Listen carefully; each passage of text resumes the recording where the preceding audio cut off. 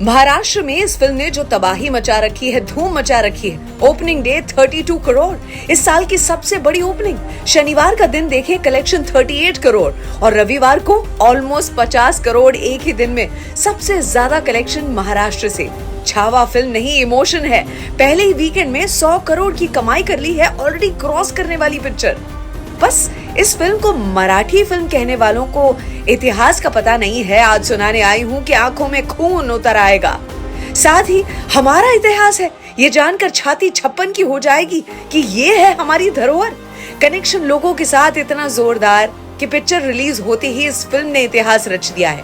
पहले वीकेंड और सोमवार तक में 127 करोड़ की कमाई करने वाली कहानी उस महामानव की, जिनके बारे में जान के आत्मा कांप जाएगी। मराठा साम्राज्य की नींव रखने वाले परम शूरवीर छत्रपति शिवाजी महाराज के पहले सुपुत्र, जिन्होंने 30 साल की उम्र में नर्क जैसी यातनाएं सहन की स्वराज्य के लिए। वो थे छत्रपति संभाजी महाराज, यानी कि वीरता का दूसरा नाम छावा। 2 साल 4 महीने के थे जब माता चल बसी थी।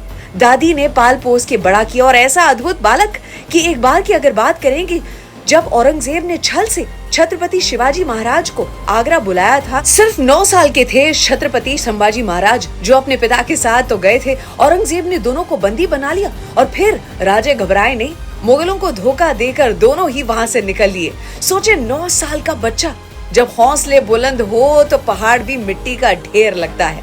10 साल की उम्र में शासन करना सीखने लगे थे। जितनी उम्र थी उतनी भाषाएं आती थी। 13 साल की उम्र में 13 भाषाएं, और हर भाषा की माँ यानी कि संस्कृत पर पकड़ उनकी इतनी मजबूत। घुड़सवारी, शस्त्र चलाने में एक्सपर्ट, अर्थात शस्त्र और शास्त्र के ज्ञानी, बल और बुद्धि से भरपूर थे।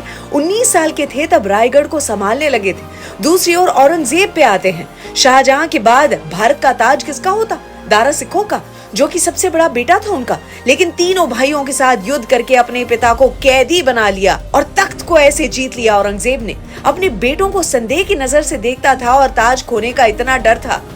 कितने ही मंदिरों को तोड़ा। और ऐसे औरंगजेब का असली चेहरा अगर देखना नहीं चाहते तो छावा फिल्म से दूर रहें।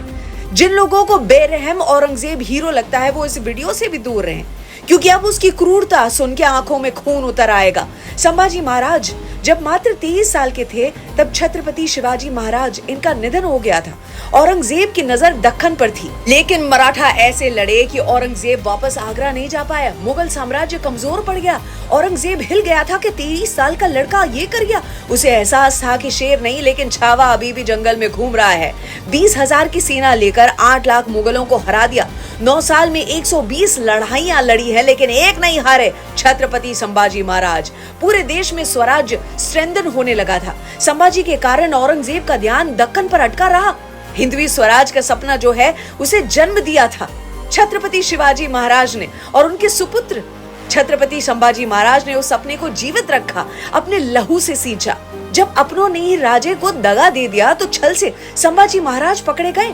टॉर्चर किया उन्हें औरंगजेब ने। 3 शर्तें रखी थी। औरंगजेब को राजा मान ले, मराठों का धन उन्हें दे दे और धर्म छोड़ दें और इस्लाम का स्वीकार कर लें। छत्रपति संभाजी महाराज ने एक नहीं मानी तो उन पर पत्थर बरसाए गए।